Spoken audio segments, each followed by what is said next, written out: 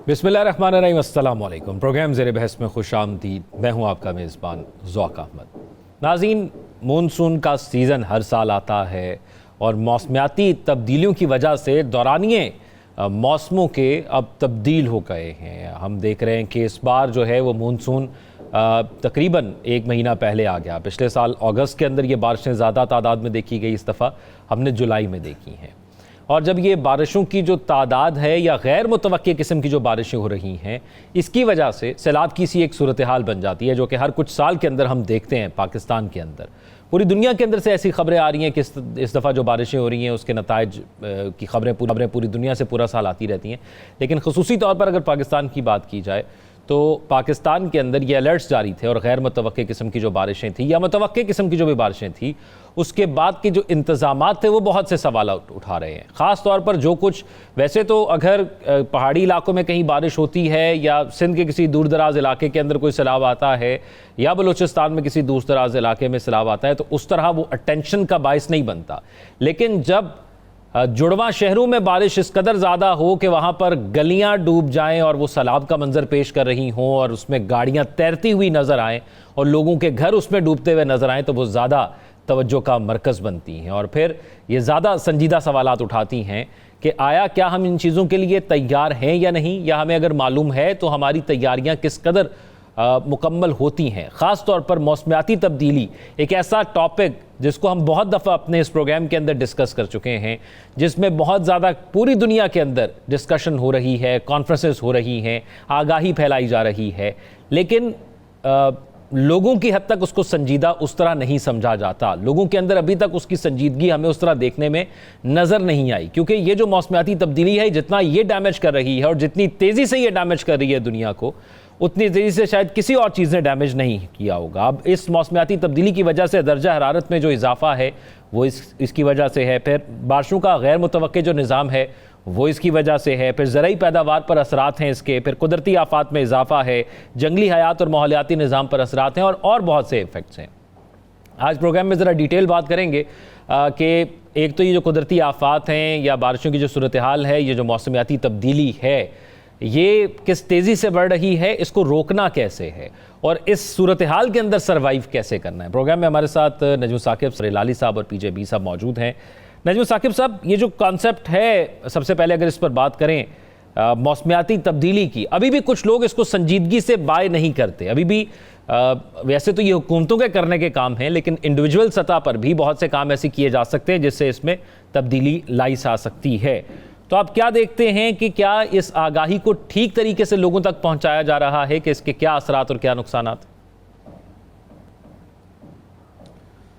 जो लोग climate change के सब्जेक्ट को जानते हैं और उन्हें पता है कि मौसमियाती तब्दीली के असरात जो हैं वो क्या मुरतब हो रहे हैं, जिनमें एक ये सैलाब वगैरह भी हैं, वो ये जानते हैं कि इसका बड़ा आसान सा तरीका है कि आपने किस तरह से इसका मुकाबला करना है। जब आप ये सैलाबों की बात करते हैं, सबसे पहले आते हैं आपके पेशगी इक़दामात, जिनको हम एंटीसिपेटरी मेजर्स कहते हैं। ये कोई ऐसा तो नहीं है ना कि पहली दफ़ा सैलाब आए हैं पाकिस्तान में, या सैलाब का पता नहीं था हमें, या हमें पता नहीं था कि मानसून की बारिशें होती हैं और उसमें निकास का निज़ाम कैसा होना चाहिए, और जो यानी सड़क पे का ये जा रहा है बच्चा यानी अपने घर में रोटी लेने के लिए, तो उसको पता लगता है जी वो तो सड़क पे ही मर गया है, उसको तो करंट लगा है, और वो जो बिजली की दो बड़ी तारें थी वहाँ पे उससे उसको करंट लगा है। तो उसमें सवाल ये है कि भाई तुम बारिश में रोटी लेने गए क्यों? तो एंटीसिपेटरी जो इक़दामात हैं वो लेने हैं। और दूसरा क्या है, आपने क्लाइमेट चेंज का जो और हेल्थ रिलेटेड जो आपकी है ना रेजिलियंस पॉलिसी, ये क्लाइमेट चेंज के एक्सपर्ट्स जानते हैं, ये ministry of climate change environment वाले जानते हैं। वो पॉलिसी अभी तक पाकिस्तान में है ही नहीं, इम्प्लीमेंटेशन कहाँ से होगी? तो ये तो आपका मुख्तसर सा जवाब था कि क्या करना चाहिए। तो उसका सिंपल है कि आपने पेशगी इक़दामात करने होते हैं कि भाई आ रहा है सैलाब। इसी तरह से देख लीजिए 2022 का सैलाब है, अभी तक असरात। अच्छा, अब उसमें हमें स्क्रीन पे ये तो नज़र आ जाता है कि गाड़ियाँ तैर रही हैं, लोगों के घर जो हैं वो गिर रहे हैं, छतें जो हैं वो ज़मीन बोस हो रही हैं। हमें ये नहीं पता चलता कि कितना कॉलरा फैला है। कितनी बीमारियां फैली हैं, और उन बीमारियों के असरात जो हैं वो पूरा साल और उसके बाद भी चलेंगे। इसका मतलब ये है कि आपने क्लाइमेट चेंज को हेल्थ के साथ नथी करना है। क्लाइमेट चेंज के जो असरात हैं, ये सैलाब की जो तबाहकारियां हैं, इसमें एक तो ये है ना कि वो मैं गया उधर, उसको मैंने पूछा, मैंने कहा बाबा जी क्यों रो रहे हो? कहते जी ये रेला था, ये हर साल आ जाता है, इस साल तो बेटी का जहेज भी ले गया है साथ ही। वो दूसरा आदमी था, उससे मैंने पूछा यार आपका क्या मसला है? कहते जी मेरे पास एक बकरी थी, उसी के दूध पे गुजारा होता था। तो वो हम क्या देख रहे हैं, हम ये देख रहे हैं कि सड़कों पे जो है ना वो कारें तैर रही हैं, वो 3 या 4 कारें किसी एक जगह पे। हुकूमती लेवल पे क्या हो रहा है? अल्हम्दुलिल्लाह रब्बिल आलमीन, पंजाब में इमरजेंसी नाफिज हो गई है। यानी इमरजेंसी नाफिज हो गई है, इसका मतलब ये है कि सैलाबों पे काबू पा लिया है। हर चीज़ का मसले का हल ये है कि इमरजेंसी नाफिज कर दी है। दूसरी तरफ विफाक में क्या हो रहा है? अली ज़फ़र साहब तकरीर फरमा रहे हैं कल सेनेट में कि ये हुकूमत ये नहीं कर रही, हुकूमत वो नहीं कर रही। और बाबा आपको अगर पता है कि हुकूमत कुछ नहीं कर रही और आपको आवाम का बड़ा दर्द आपके दिल में है, तो ये जो एहतजाज के लिए बंदे इकट्ठे कर रहे हैं, तो कुछ ऐसी टीमें क्यों नहीं तश्कील देते पीटीआई वाले कि वो खुद जाके काम करें, उन लोगों की मदद करें जो सैलाब में फंसे हुए हैं। अच्छा, एक बड़ा अहम फैसला हुआ कल सेनेट में, एक निहायत अहम फैसला हुआ है कि पीर वाले दिन, यानी आने वाली जो मंडे है, आज तो हफ्ता है ना, इतवार और सोमवार को सेनेट में सैलाब के बारे में बहस होगी। अरे वाह। अच्छा, 108 बंदे मर गए हैं, खैर है 2-3 दिनों में और मर जाएंगे, क्या फर्क पड़ता है? क्या फर्क पड़ता है? क्योंकि बहस तो हमने मंडे को करनी, इतवार को तो छुट्टी है। और इमरजेंसी जब नाफिज करते हैं आप, जब आपको पता लगे कि आप अपोजिशन में भी एमएनए होते हैं, अपोजिशन में भी आप सेनेटर हैं, उसकी कोई हिसाब किताब है, उसकी कुछ जिम्मेदारियां हैं। तो अगर आप इस पूरे साइकिल को देखें तो पता लगेगा कि आज आके अवाम पे डालेंगे। तुम बाहर निकले क्यों?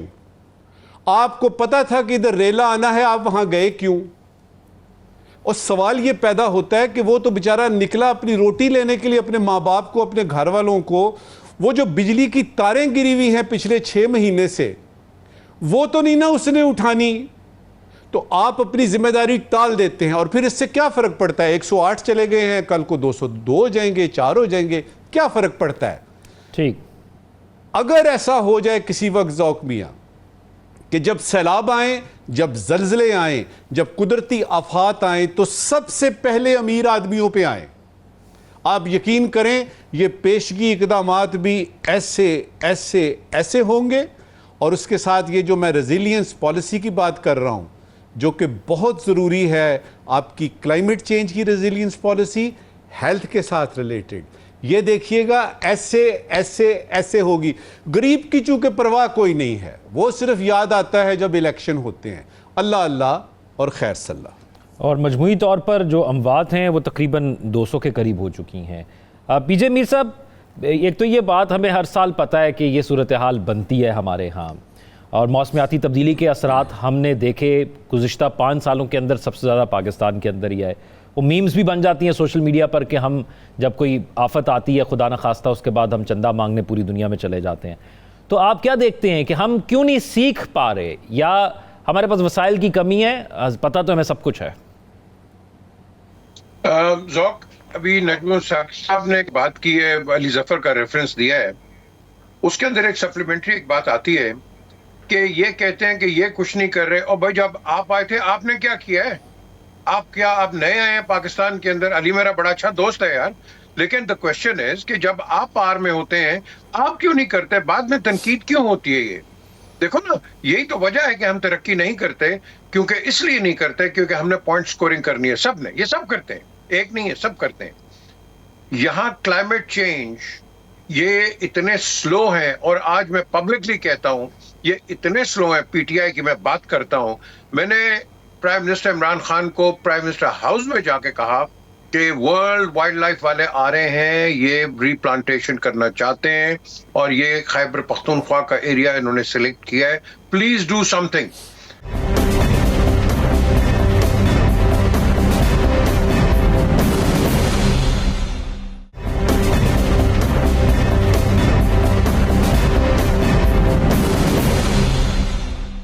लो जी, नथिंग, बड़ी एक्सूबरेंस दिखाई प्राइम मिनिस्टर ने, हाँ हाँ यार ये बड़ा अच्छा करना, नथिंग हैपेंड, डिफॉरेस्टेशन।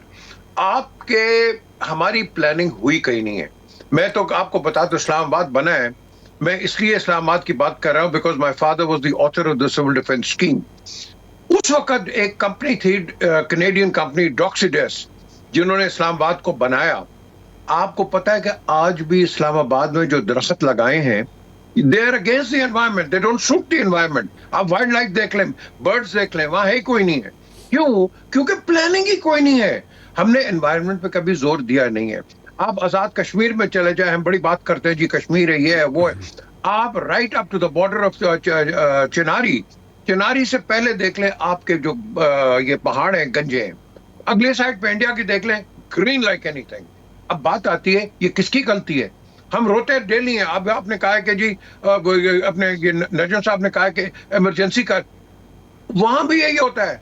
लैंडस्लाइड्स आ रही हैं, फिर कुछ कर रहे हैं, फिर उसको साफ कर रहे हैं, लैंडस्लाइड्स आ रही हैं, अभी तक आ रही हैं।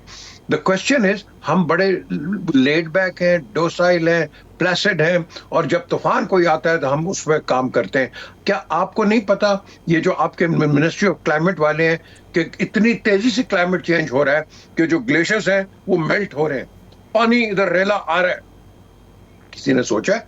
No, they don't think like that. आपको पता है, इंडिया आपको बताता नहीं है, अपर राइपेरियन है, पानी खोल देता है, और जब ये चिनाब से पानी आता है, आपके दरिया उड़ जा, ये विलेजेस उड़ जाते हैं, और आपने जो कहा है ज़ौक, फिर हम जाके भूख से पैसे मांगते हैं। ये तो हमारा अलमिया है। We are not those kind of people who really think forward. हम फॉरवर्ड थिंकिंग नहीं है, हम वो कहते हैं ना, एडॉकिज्म पे हम चलते हैं। और यही वजह है, अभी नजीम साहब ने काफी चीजों का निशानदेही की है। हेल्थ का इसमें इशू आता है, एग्रीकल्चर का इसमें इशू आता है, इसमें कई इश्यूज हैं। मैंने ऑफ द कैमरा भी बात की थी कि देखो, रावलपिंडी में लई नाला आता है, गंदा पानी इनटू स्वां रिवर। किसी ने सोचा है? उसकी सब्जी आप खाते, कंटामिनेटेड सूएज वाटर की। अच्छा जी, ये पिंडी हो गया। लाहौर में अमृतसर के पास एक जगह है रोही, रोही से निकलता है रोही नाला, जो कि पाकिस्तान में आता है, और वो होडियारा ड्रेन के अंदर जाके आपकी फसलों के अंदर जाता है। किसी ने कोई किया? कराची के अंदर लियारी रिवर, उसकी कैपेसिटी थी एक जमाने में 450 मिलियन गैलन्स की of clean water, recycle water. अब आपका गंदा कंटामिनेटेड वाटर दरिया समुद्र में जा रहा है। मछली के अंदर वहां आर्सेनिक है, arsenic, it has been proved, और आर्सेनिक की मछली हम खिला रहे हैं, और जी कराची की मछली खाओ। और यार खुदा के लिए, कोई सोच रहा है क्लाइमेट के ऊपर? नहीं, कोई नहीं सोचता।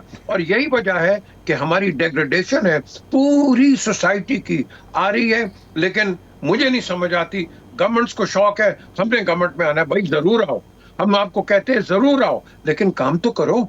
अब आपने कहा है, अभी आपने नहीं, नजम ने बताया कि जी ये पार्लियामेंट में डिस्कस करेंगे। Should it not have been discuss years ago? आप सिंतास की बातें तो कर लेते हैं कि बाकी सप्लीमेंट्री इश्यूज आपने नहीं करने, जो कि एक आम आदमी को अफेक्ट करते हैं, आपके एग्रीकल्चरिस्ट को करते हैं, आपकी यानी हम हमेशा लेट करते हैं चीजों को डिस्कस। हमें प्रीएम्प्टिव किस्म के डिसीजन जो है वो ले लेने चाहिए। हिलाली साहब, आपको क्या लगता है, ये तमाम गुफ्तगू के बाद ये इंतजामी मामला है, पॉलिटिकल मामला है, या ये एक कुदरती आफत है, वो बता के थोड़ी आती है? मैं तो समझता हूं कि हमारे जो दो दोस्तों ने एक लिस्ट दिया है, अगर ये उनको मैं ये पूछना चाहता हूं कि ये सब लिस्ट पूरा हो जाए, नए डैम्स बन जाएं, रिजर्वायर बन जाएं, urban drainage, rural drainage schemes ठीक हो जाएं, मैं तो उससे ऊपर जाके कहता हूं ड्रेज करो रिवर्स, रिफॉरेस्टेशन हो जाए। नॉट ओनली दैट, प्रोटेक्ट करो पॉपुलेशन को, इंश्योरेंस दो लोगों को, उनके लाइफ स्टॉक का दो, उनकी जमीनों का दो, एहसास प्रोग्राम चलाओ, BSIP चलाओ, तो आपसे कितना कम होगा डैमेज। मैं आपको बताता हूं, थोड़े स्टेटिस्टिक्स सुन लें। 1% डैमेज जो पाकिस्तान के लोगों को हो रहा है as a result of Pakistanis not doing what they are required to do. इन्होंने बिल्कुल सही कहा दोनों ने कि कुछ करो, बातें मत करो, 1% डैमेज आपका कम हो जाता। और 50% डैमेज किधर से आ रहा है? क्लाइमेट चेंज का मतलब क्या है भाई? How is climate changing? Not because Pakistan has a few dams and no reservoirs. Climate इसलिए बदल रहा है कि एटमॉस्फेयर को पॉइजन कर रहा है।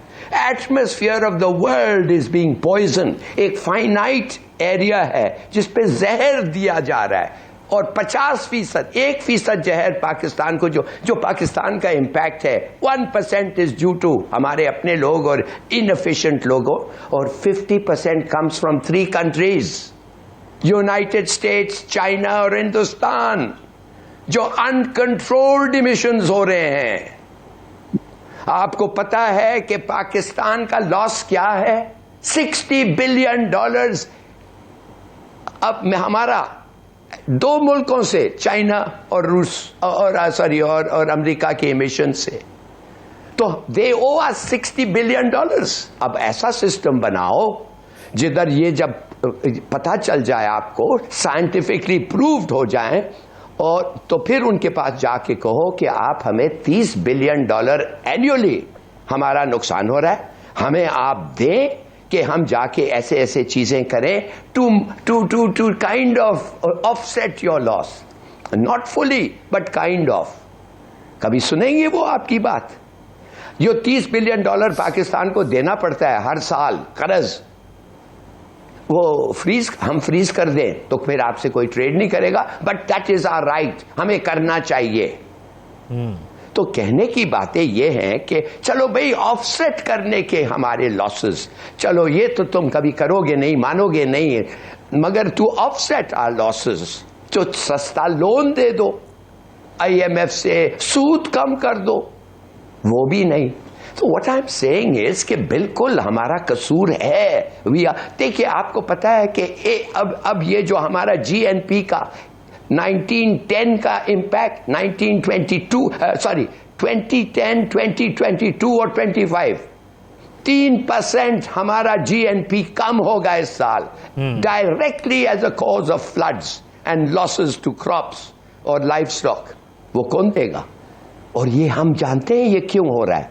13 ग्लेशियर्स जो पाकिस्तान के ऊपर मेल्ट हो रहे हैं, पाकिस्तान के अंदर है, मेल्ट हो रहे हैं, वो जो पानी आके ये सैलाब, is that they are melting glaciers.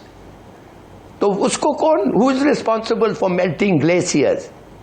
America, चीन, इंडस्ट्रियलाइज्ड वेस्ट, और of course the greatest polluter willy nilly है, तो उनके पास भी पैसे नहीं है, इंडिया।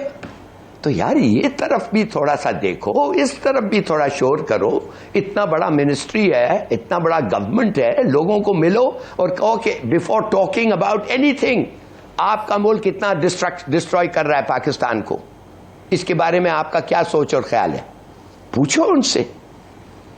ठीक है जी, मीर साहब आप कुछ कहना चाह रहे हैं? सवाल एक ऐड कर लें इसके साथ कि हम तो मुतासरा लोग हैं ना, हम तो पूरी दुनिया का बोझ उठा रहे हैं इस चीज़ के अंदर, और हमने 5 साल पहले देखा भी था जो सैलाब आया था 4-5 साल पहले। बिकॉज हम इसलिए उठा रहे हैं, हम बेवकूफ़ हैं। देखो, अमेरिका के अंदर जब ये पोल्यूशन का सिलसिला शुरू हुआ था, उन्होंने जापान पे बड़ा जोर डाला कि आप अपनी गाड़ियों के अंदर कैटालिटिक कन्वर्टर्स डालें। हमने भी यहाँ इधर भी आ गई थी कैटालिटिक कन्वर्टर्स, सिर्फ माजडास में आई। द क्वेश्चन इज, आप भट्टे बंद कर देते हैं जहाँ, जिससे आप ब्रिक वर्क किल्स जो हैं, आप भाग कर कन्वर्टर्स लगाएं। आपने क्या कन्वर्टर्स लगाए? ये बिकी के आपने जो कोल प्लांट बनाया, इस पे है कन्वर्टर्स? नो। एनवायरनमेंट की देखो, environment is not a joke any more. वो कहते हैं they don't make land any more but they make people. अवाम आपकी बढ़ रही है दुनिया के अंदर, लेकिन जमीन वही है। इस जमीन को हमने कल्टीवेट और इसको हमने ठीक किस तरह करना है? By strong programmes of environment protection. वो हम नहीं करते। हमारी जो मिनिस्ट्री ऑफ प्लान, ये आप कह लो, ये जो इसकी है, इसकी क्लाइमेट चेंज की, unfortunately I don't know who the minister is, but I tell you, whoever comes in is not capable, doesn't understand climate at all. ये हमें एक्सपर्ट चाहिए यहाँ, हमें सिंपली बंदा नहीं बैठाना चाहिए कि हाँ जी आप वजीर बन जाए, और भाई वजीर बनो, लेकिन उसके पास काबिलियत तो हो कि वो डिलीवर कर सके। अब ये देखो ना, एक बात ये है, मैं इसी चीज के ऊपर मैं पहले भी कहता था, ये जो अब आपके चीफ मिनिस्टर हैं, क्या नाम है इनका, गंडापुर, अली अमीन गंडापुर को इन्होंने पीटीआई ने मिनिस्टर फॉर कश्मीर अफेयर्स बनाया। What does he know about Kashmir यार? Please give me a break. You need people who can talk. जो ये जब साकिब साहब को, हिलाली साहब को पता होगा, वो हमारे प्रेसिडेंट भी रहे आजाद कश्मीर के, and he was a rape in the United Nations. Sadiq साहब थे, क्या नाम था जी, मैं भूल गया उनका, Masood Khan. And Masood Khan. We need people like that who understand the issue यार, खुदा के लिए। एंड हम नहीं करते ये लोग। अच्छा, वो किसी भी शोबे में चले जाएंगे, हमें इसी किस्म के मसाइल नजर आएंगे।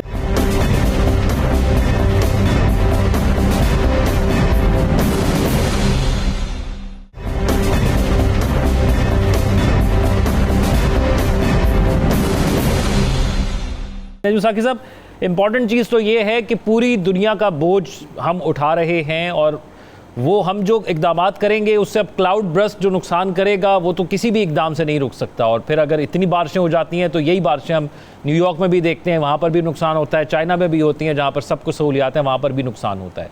तो हमें बुनियादी इशू को रोकने के लिए किस हद तक जोर डालना चाहिए? जोर आपके डालने से फ़र्क क्या पड़ेगा? आप कर्जा लेके अपना मुल्क चला रहे हैं। आपकी जो सियासियात है, आपकी जो फॉरेन पॉलिसी है, आपकी जो सिफारतकारी है, वो तो किसी न किसी के मरहूने मिन्नत है। आपकी डिक्टेशन वाली पोजीशन ही नहीं है। हम इधर बैठ के बातें कर लेंगे, ये करना चाहिए, वो करना चाहिए, कैसे करेंगे? मिसाल के तौर पे जल्दी से एक मिसाल देता हूँ। आपको पता है कि आप जो क्लाइमेट चेंज में मसला है उसमें सिर्फ 1% आपका है जी। और ये जो यानी आलूदगी है, फ़िज़ा की आलूदगी है, चाहे वो किसी भी किस्म की हो, पोल्यूशन वगैरह ये वो, या आपका ग्रीन हाउस इफ़ेक्ट ये वो, उसमें वो सारे ममालिक मौजूद हैं जो जिनसे आप पैसे मांग रहे हैं। अमेरिका उसमें मौजूद है, चीन उसमें मौजूद है, यानी इंडिया उसमें है। जितने इंडस्ट्रियल आपकी यानी हैं, यानी जो ममालिक हैं जो इमिशन छोड़ रहे हैं, जो आलूदगी पैदा कर रहे हैं, उन्हीं से आप मांग रहे हैं पैसे। ये अभी फॉसल फ्यूल की बात हुई थी पिछली दफ़ा, ये जो यानी यूएई में हुआ है। अब यूएई का सारा इन्हिसार तेल पे है। अब तेल को रोकना है आपने, और आपने कहना जी कि नहीं, ये यानी फॉसल फ्यूल है, इसको ख़त्म करें। यूएई करेगा? हाँ, वो ऐसा करेगा कि वो खैरात के तौर पे कहेगा जी 1 बिलियन 2 बिलियन डॉलर हम दे देते हैं, क्या फ़र्क पड़ता है? मीर क्या सादा हैं, बीमार हुए जिसके सबब उसी अत्तार के लौंडे से दवा लेते हैं। आप कैसे मांग सकते हैं उनसे? और फिर ये कि पाकिस्तान क्या करे? पाकिस्तान पहले अपने घर को ठीक करे। देखिए, कुछ तो चीज़ें हैं ना जो यानी आसमानी आफतें आ रही हैं, बहुत सारा मसला आ गया, वो ठीक है, गवर्नर्स तो ठीक कर लें। और ये जो क्लाइमेट यानी चेंज की मिनिस्ट्री की बात कर रहे हैं हमारे यानी मीर साहब, और मिनिस्टर तो दूर की बात है, वहाँ पे कोई फेडरल सेक्रेटरी तो लगाएं। और अगर फेडरल सेक्रेटरी वहाँ पे लगता है तो उसको वो क्या समझते हैं? उसको वो पनिशमेंट पोस्ट समझते हैं।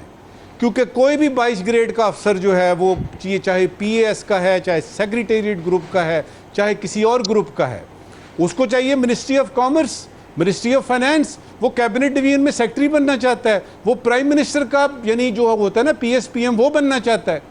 इधर तो आना ही कोई नहीं चाहता। तो अवेयरनेस जो है, अवेयरनेस आपकी जो है, इस वक्त की आखिरी बात कर रहा हूँ, अवेयरनेस आपने सिर्फ अवाम में नहीं करनी, और उनको तो रोटियों के मसले पड़े हुए हैं, उनके लिए तो आलू प्याज का मसला है, आप उनको क्लाइमेट चेंज समझाएंगे? अवेयरनेस आपने क्रिएट करनी है। ये इसी लाहौर में वॉल्टन रोड पे एक शिगाफ पड़े हैं कल जी, वॉल्टन रोड पे, और वो एकेडमी है साथ जिसमें कि आपकी क्रीम होती है ना, ये जो CSS करके जाते हैं। आई विश के वो लोग जब उधर से गुजरें, उन शिगाफों को देखें तो उनको पता लगे कि कल को हमने सबसे पहले ये करना है। अगर मैं 22 ग्रेड में गया तो मैंने मिनिस्ट्री ऑफ क्लाइमेट चेंज और एनवायरमेंटल यानी इस मिनिस्ट्री में मैंने जाना है। इन लोगों की अवेयरनेस करें पहले, जिन्होंने इस मुल्क को चलाना है। वो बेचारे गरीब आवाम को आप कितनी कुछ चला लेंगे डॉक्यूमेंट्रीज। आप पहले अपने आप को ठीक करें, उसके बाद देखें कि आप अपनी जिम्मेदारी पूरी कर रहे हैं कि सिर्फ ब्लेम गेम कर रहे हैं। 78 साल से ब्लेम गेम ही देख रहे हैं।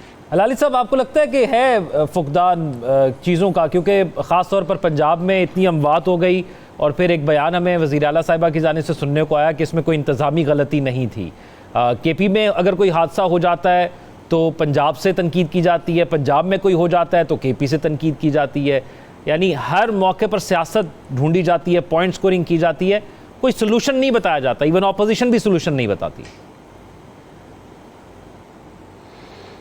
देखिए, बात सीधी सादी है कि अगर फ्रंटियर में कुछ हो जिससे लोगों तंग होते हैं, जिससे लोगों को अजियत होती है, जो लोग मारे मिसाल के तौर पे मरते हैं, तो जाहिर है वही आदमी बात करेंगे कि उनके प्रोविंस में क्या हुआ है और उनके प्रोविंस में क्या होना चाहिए। मेरा तो कुछ और पॉइंट था। मेरा पॉइंट था जितना भी आप कहें ये हमें करना चाहिए। जो लोग कहते हैं हमारे स्पीकर्स, पैनलिस्ट बिल्कुल सही कह रहे हैं, ये सब पाकिस्तान में होना चाहिए। और मैंने पूरा सुना दिया आपको शुरू में, डैम्स, रिजर्वायर, ड्रेनेज, फॉरेस्ट्रेशन, ये सब होने चाहिए। और of course you need good people in secretary jobs, in ministering job, ये तो गोज विदाउट सेइंग। मैं ये बताना चाहता हूं कि जितना भी हम चीखें और चीखना चाहिए और जितना भी हम करें और कामयाबी से करें, 1% का फर्क पड़ेगा। अब आपने बड़ा अच्छा सवाल किया है कि ये बाकी को कैसे करें। वैसे ये बाकी को हम चिल्लाने से नहीं कर सकते, एब्सोल्युटली। इनके खुद असर पड़ रहा है, ये खुद करेंगे जब आएगा उनके पास। मगर हमारा तो फर्ज होता है कहने के लिए, जैसे जब यूनाइटेड नेशंस बना गया था, हम क्या कहते थे? हम कहते थे कि पूरी दुनिया का ख्याल ये है और एक मुल्क का ख्याल ये नहीं है, तो लिहाजा वो मुल्क जो है इतना तगड़ा है कि कुछ नहीं हो सकता है। तो let us go to the general assembly, उधर से वोट लें। 190 मुल्क है, अगर 190 से मेजॉरिटी ने वोट किया इस रेजोल्यूशन के लिए, तो ये रेजोल्यूशन नहीं होना चाहिए, ये एक डिसीजन होना चाहिए यूएन का, जो इंप्लीमेंट होना चाहिए, जिसके लिए एक यूएन के पास एक फोर्स है। तो फिर 4-5 मुल्क जो इतने तगड़े हैं और सबको भीग देते हैं, वो खड़े होके कह दे नहीं, एक सिक्योरिटी काउंसिल होना चाहिए और वो फैसला करेगा, और वो फैसला वीटो भी आ जाए, तो नाउ द वीटो आ गया और बात खत्म हो गई। लीग ऑफ नेशंस में आ गया, खत्म हो गई। इसमें यूनाइटेड नेशंस में आ गया। अब आप बताएं, ये गजा में जो हो रहा है, पूरी दुनिया चीख रही है, हर आदमी चीख रहा है। अब आप मुझे बताएं कि रुका है? नहीं। वाई? वीटो। कौन? ट्रंप। तो देखिए, जब तक सिस्टम अनफेयर है तो we will never get anywhere. मगर हमारा फर्ज बनता है कि रेस करे इश्यू को। कि ये जो अभी हालिया सैलाबों की हम बात कर रहे हैं, इसमें तो ट्रंप का कोई कसूर नहीं है ना। हम तो सैलाबों की बात कर रहे हैं। लेकिन नजमुल साकिब साहब, ये असरात तो उन्हीं चीज के हैं ना कि जो बड़े ममालिक से आ रहे हैं, असरात तो उन्हीं की वजह से। बड़े ममालिक, they are waging war on us. ये तो पॉइजन कर रहे हैं हमारा एटमॉस्फेयर, हमें जान से मार रहे हैं बाय नॉट कंट्रोलिंग इमिशंस। कैसे नहीं नुकसान हो रहा है भाई? मैंने कहा है हिलाली साहब, तो फिर हम क्या करें? जी नहीं, आप बताएं हम क्या करें फिर? अगर चुप रह के बैठ जाएं, बस हमारे पास ऑप्शन क्या है? तो आप यू शुड रेज इट। जैसे जब जान से कोई भी मारता है आपको, अगर आप कुछ भी नहीं करते, कुछ कहते हैं, एक फ्रंट बनाते हैं, यू गेट टुगेदर। ये तो बात नहीं है कि बस आप एक्सेप्ट करते जाएं और मरते जाएं और अपने आप पे चिल्लाते जाएं। मैं आपको बता रहा हूं, आपने बिल्कुल ठीक कहा, मेनी थिंग्स, मगर ये जो 1% है इसका असर, 59% जो हमारे लॉसेस ऑफ $60 बिलियन, क्यों नहीं हम भीख मांगेंगे भाई? अगर हम इतना हमारा लॉस हो रहा है by not exporting, by not manufacturing, तो फिर इसका मतलब कोई ना कोई तो जिम्मेवार है और कोई ना कोई जिम्मेदार है, और पैरेलल दोनों चीज़ों को लेकर चलना होगा। ख़ास तौर पर ये इंपॉर्टेंट चीज़ है कि वो जो ज़्यादा इसके जिम्मेदार हैं उनको इसका ज़्यादा शेयर भी पेगा। एक ब्रेक की तरफ चलते हैं, ब्रेक का तो वापस आएंगे तो एक और अहम मामले के हवाले से बात करेंगे। Stay with us.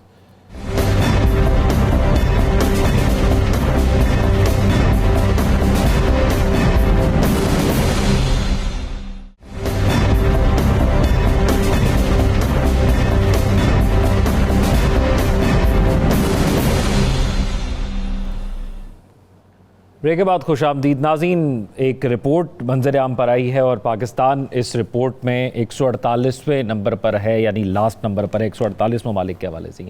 ये रिपोर्ट सिनफी फ़र्क बताती है आजकल के माशरे के अंदर जो औरतों का किरदार है तरक्की के अंदर, उसके हवाले से मुख्तलिफ फैक्ट्स इसके अंदर जो है वो पुट किए गए हैं और बताया गया है कि किस तरह पाकिस्तान के अंदर इसकी रेशो है, या तमाम चीज़ें हैं। हिलाली साहब, आप क्या समझते हैं किसी भी माशरे में जो एक किरदार अदा करता है, मर्द जिस तरह करता है उसी तरह औरत भी वो किरदार अदा करती है, तो इस रिपोर्ट के अंदर तो पाकिस्तान को सबसे आखिर में दिखाया गया है। आप एक तो इससे एग्री करते हैं कि हमारा माशरा ऐसा ही है और इसको तब्दील फिर कैसे करना है? देखिए, मैं बहुत कम हिंदुस्तानी स्टेट्समैन को तारीफ करता हूं, मगर जिधर करना चाहिए ज़रूर करता हूं। नेहरू ने कहा था, सुनिए क्या कहा था, you can tell the condition of a nation by looking at the status of its women. तो दुनिया देख रही है कि हमारा क्या है status vis-a-vis women in this nation, और दुनिया इकोनॉमिक स्टेटिस्टिक्स बता रहे हैं कि हम we are at the bottom of the pile, माने कि हम इकोनॉमिकली, मैं तो कहता हूं कि जब आप अपने लोगों को खाना नहीं दे सकते हैं, नौकरी नहीं दे सकते हैं, हिफाजत नहीं दे सकते हैं, हेल्थ नहीं दे सकते हैं, then you must be a failed state. इसके मतलब नहीं है कि we will remain a failed state, but we are at the moment a failing state, और if you can spell it with a Y, a flaying state. Magar the treatment of our women is part of the reason. 50% of your population you discriminate against. So that means that the population of Pakistan is only 75 million, not 125 million, not 250 million. और आपको मैं एक चीज बता दूं, 80% जो है दुनिया का स्टेपल क्रॉप्स, अनाज जो खाते हैं, which keeps us alive, 80% of the world's staple crops are grown by women. और किसी ने कहा है कि अगर वो औरतें जो बोते हैं बीज और काटते हैं, अगर वो औरतों के पास उतना ही होता जो साथ वाला किसान जो आदमी है काम करता है, अगर उनके रिसोर्सेज वही होते, उनको वही तनख्वाह मिलती, तो 150 मिलियन लोग आज दुनिया में पॉवर्टी में नहीं होते। Every year you would recover 150 million. तो ये इंपॉर्टेंस है इसका। अच्छा मीर साहब, इस सूरत हाल के अंदर अब इस रिपोर्ट के अंदर बताया गया कि जो ख़वातीन की तालीम है उसमें थोड़ी सी बेहतरी आई, लेकिन जो मईशत और सियासत में उनका किरदार है उसमें वो काफ़ी कमी देखी गई है। तो आप क्या कहेंगे, क्योंकि ये एक अहम इशू है और ख़ास तौर पर वुमेन एम्पावरमेंट के लिए बहुत ज़रूरी है कि इस आदत व शुमार को हम सीरियस होकर देखें। ज़ौक, हम डेमोक्रेसीज की बात करते हैं कि डेमोक्रेसी में ये होना चाहिए, वो होना चाहिए। जब वुमेन एम्पावरमेंट की बात करते हैं तो 33% जो आपकी जो प्रेजेंस है असेंबलीज के अंदर, ये किसने की थी? किसी डेमोक्रेट ने की थी? नहीं, ये जनरल परवेज मुशर्रफ ने किया था। उस वक्त बड़ा अच्छा था, आपने देखा कि कभी खवातीन आई, निकली, वहां से निकली जहां पे आप एक्सपेक्ट नहीं करते हैं।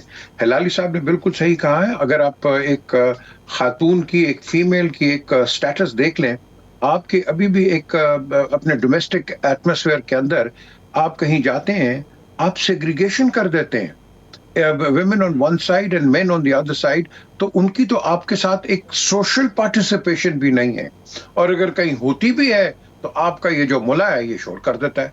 और भाई at the end of the day हम एग्जांपल देते हैं, यूएई की देते हैं, सऊदीज की देते हैं, और दूसरे दीगर ममालिकों की देते हैं कि women, उनका कितना इंपॉर्टेंट रोल है, कितना प्रोमिनेंट रोल है, बट हम जो है हम फंसे हुए हैं एक शिकंजी के अंदर जिससे हम बाहर नहीं निकलते। हमें निकलना है, हमें एक आम औरत को, आपकी एक जो आम डोमेस्टिक वर्कर है जिसको हम सर्वेंट्स कहते हैं, they not servants, they helpers, I call them helpers, I never call people servants. तो इन लोगों को हमें इंपॉर्टेंस देनी है अपनी सोसाइटी के अंदर, हमें इनको इज्जत देनी है। जब हम इनको इज्जत नहीं देंगे तो फिर आप कैसे एमेंसिपेशन की बात कर रहे हैं, या तो है ही कोई नहीं है। सो ये एक बहुत बड़ा मसला है, जिस मसले को मैं समझता हूं कि हमें बैठ बैठ के संजीदगी के साथ हमें इसको डिस्कस करना चाहिए। मैं तो कहता हूँ हमारी बदकिस्मती है, बहुत बड़ी बदकिस्मती है कि बेनज़ीर भुट्टो साहिबा चली गई and she was the first women prime minister of Pakistan, and of course दुनिया के अंदर आपने देखा कि उनका रोल कैसा रहा है, and I think she would have done a lot more because she cared and that is what needs to be seen. हमारा caring नहीं है ना, मुसीबत ये हम आज भी ख़वातीन को हम एक नंबर समझते हैं लेकिन उनकी काबिलियत, उनकी एबिलिटी नहीं करते। I'm so happy हमारी पाकिस्तान एयरफोर्स जो है उन्होंने विमेन पायलट्स रखी हैं, पाकिस्तान इंटरनेशनल एयरलाइंस के अंदर भी विमेन पायलट्स आ रही हैं, पुलिस के अंदर भी आ रही हैं। So a start is there but we need to give that start a big boost. Saqib साहब, ये डिफरेंस कहाँ पर है? क्या ये कल्चरल पॉलिसी में हम इस रिपोर्ट को उस नज़र से देखें, क्योंकि माशरे के अंदर तो हम देख रहे हैं कि बहुत से फील्ड्स के अंदर ख़वातीन आ भी रही हैं और कामयाब भी हो रही हैं, ग्रो भी कर रही हैं और जॉब अपॉर्चुनिटीज़ पहले से ज़्यादा हो रही हैं ख़वातीन के लिए। सबसे पहले तो ज़ौक़ ये क्लैरिफाई करना है, अपना मैंने मतमा नज़र बताना है। अभी बात हुई कि पाकिस्तान एक फेलिंग स्टेट है। मेरे ख्याल में पाकिस्तान एक फेलिंग स्टेट नहीं है, पाकिस्तान एक सेलिंग स्टेट है। हम लोग सेल कर रहे हैं, अभी पहुँचे नहीं हैं, लेकिन आप कहें कि जी अब अभी से ही, चूँकि 10 साल बाद मर जाना है तो अभी मर जाएं, और थोड़ा सा टाइम तो दें और हिम्मत तो करें और अपनी जिम्मेदारियों की तरफ पहले देखें कि मैंने क्या करना है। वो किसी ने कहा था ना कि यानी आप ये ना देखें कि अमेरिका ने आपके लिए क्या किया, आप ये देखें आप क्या कर रहे हैं। तो ये फेलिंग स्टेट और सेलिंग स्टेट का आपको कॉन्सेप्ट दे रहा हूँ। देखिए, इसमें कल्चरल एंगर तो है ही है। अब इसमें अगर आप देखें तो इस रिपोर्ट में बुनियादी तौर पे बहुत सारे फैक्टर्स उन्होंने देखे हैं। सिर्फ ये सिनफी मुसावात की बात नहीं है, जेंडर इक्वालिटी की बात नहीं है, उन्होंने टेक्नोलॉजी ट्रांसफॉर्मेशन देखा है, सबसे बड़ा जो वहाँ पे एलिमेंट है। उन्होंने तालीम का यानी लेवल देखा है, उन्होंने करियर देखा है कि किस किस्म के होते हैं, उन्होंने सियासी क़यादत देखी है किस किस्म की है, लेबर मार्केट को किया है। मेरा सवाल सिर्फ ये है कि 197 ममालिक हैं, आपने 148 क्यों किए हैं? तो मुझे तो सबसे पहले ये बताया जाए कि आपने 148 के बाद 197 तक क्यों नहीं गए? पाकिस्तान को क्या आप बताना चाहते हैं कि सबसे आखिर में है? और जो बाकी के हैं यानी उनका भी तो जिक्र करें। अच्छा, दूसरा मेरा सवाल ये है कि आप जब ये कहते हैं कि पाकिस्तान में सिनफी मुसाफात नहीं है और वो यानी औरतों को काम नहीं दिया जाता, औरतों को एक सिर्फ नंबर रखा गया है, आप देहातों में गए हैं? ये जिस किसी ने भी रिपोर्ट बनाई है ज़ौक़ मियाँ, वो आया इस्लामाबाद में एक 5 स्टार होटल में ठहरा, उसने 4-5 मेरे जैसे और ये जो है ना मीर साहब जैसे और हिलाली साहब लोगों से कहा, बैठ के खाना खाया और पूछा जी बताएं क्या है। और देहातों में जाके देखो, आपकी पूरी ज़राअत जो चल रही है, आपका पूरे का पूरा एग्रीकल्चर जो सेक्टर है, वो सारे का सारा है ही औरतों की वजह से। तो आपने यानी इस किस्म की जब आप देखते हैं ना, अब इस वक्त की आखिरी बात करूंगा कि इन रिपोर्टों को ज़रा देखने से पहले अपने मुल्क का देखें कि उसको सियासी तौर पे मिलाइन तो नहीं किया जा रहा।